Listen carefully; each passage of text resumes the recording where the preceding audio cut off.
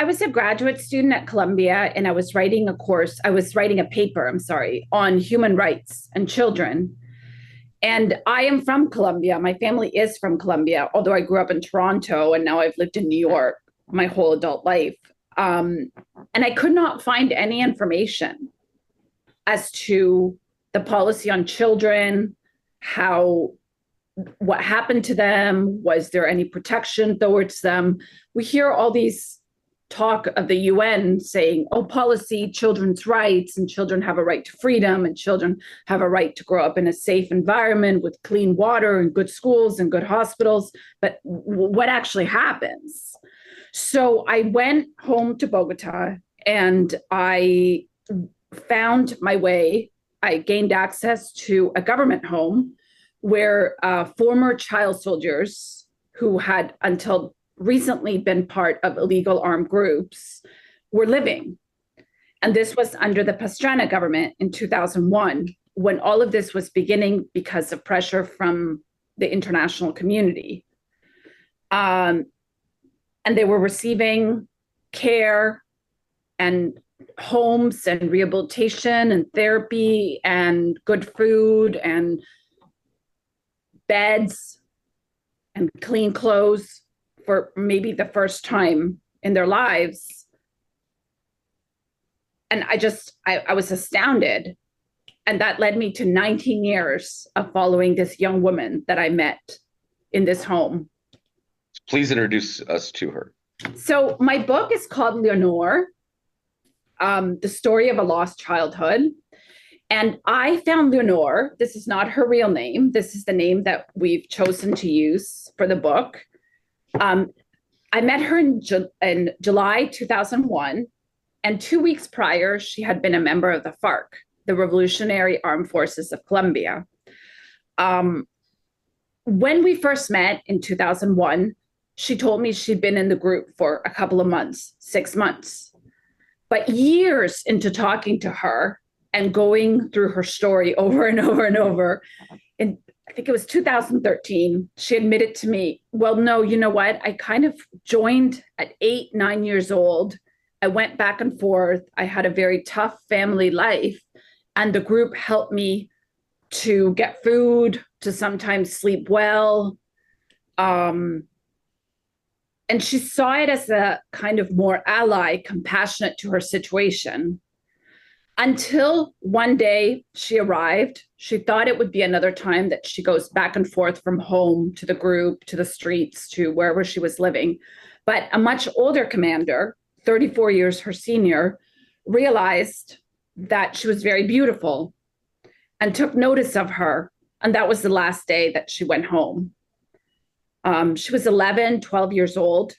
It is hard for her to know her exact birth dates because they don't have the IDs and the passports and birth certificates and all of those things that you and I have. What I heard to the group was that her mother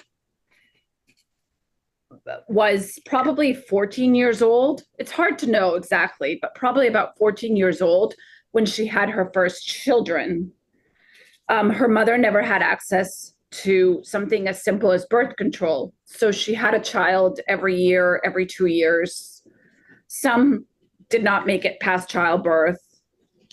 Some were killed as young children.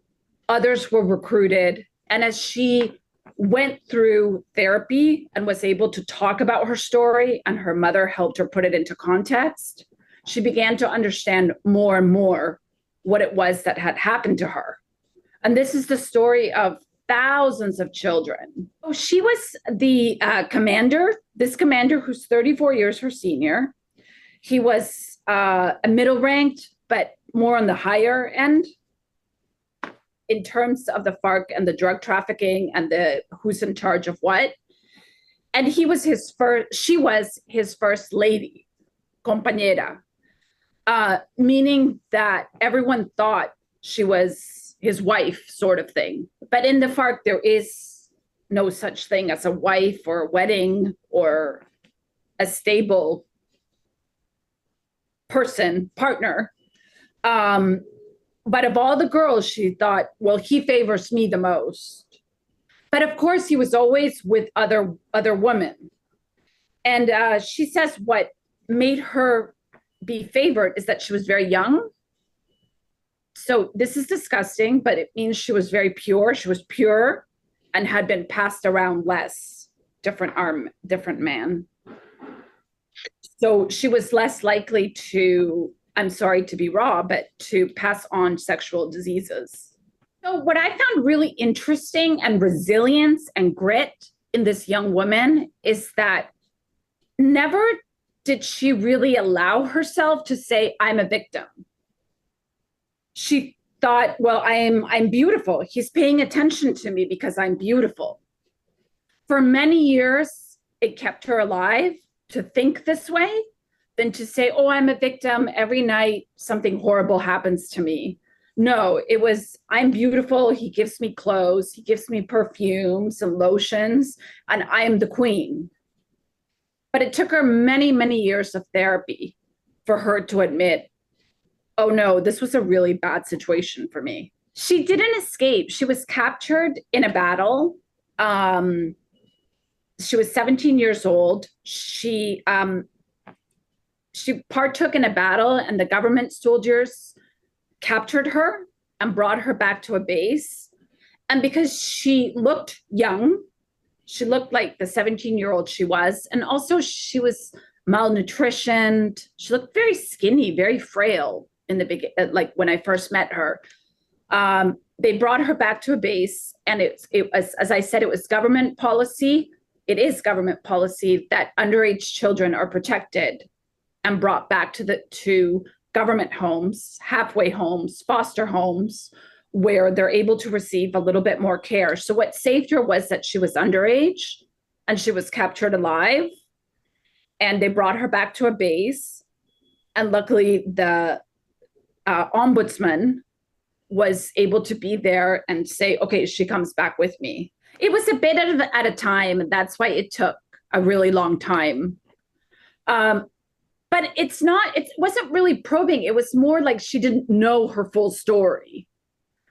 And as she was able to go home, speak to her mother, as other people in the FARC demobilized and were able to speak to her, she could put her story more in context with people and places and dates. She suffered through post-traumatic stress disorder from a very, very, very young age. There was a lot of amnesia. There was a lot of forgetfulness. There was a lot of accommodating in her head, as we said a minute ago. No, I'm not a victim. That took a very long time to feel safe to say, well, maybe I was a victim. To let down her guard, to relax. Luckily, I was able to be in touch and be supported by this wonderful agent, Anna Gosh, who the whole time said, no, this is a nonfiction book. And don't worry, these books take a really long time. And sometimes they don't even work. And then I was able to work with a really wonderful editor that we went back and forth on many, many drafts. He is Tom Jenks from Narrative Magazine, and he held the book at a very high standard. This book is, while it's a story of resilience, of grit, it's of hope, it's not a pretty story. So I had a ton of rejections. For everyone out there, don't worry, rejections are just part of it. Someone said to me, rejections are redirections. And I took that to heart. And then Or Books, I have deep respect for them because they take current events in a deeper way and give voice to deeper journalism that's not just the noise of the sound bites or what's beautiful. They're hard stories that we all need to hear.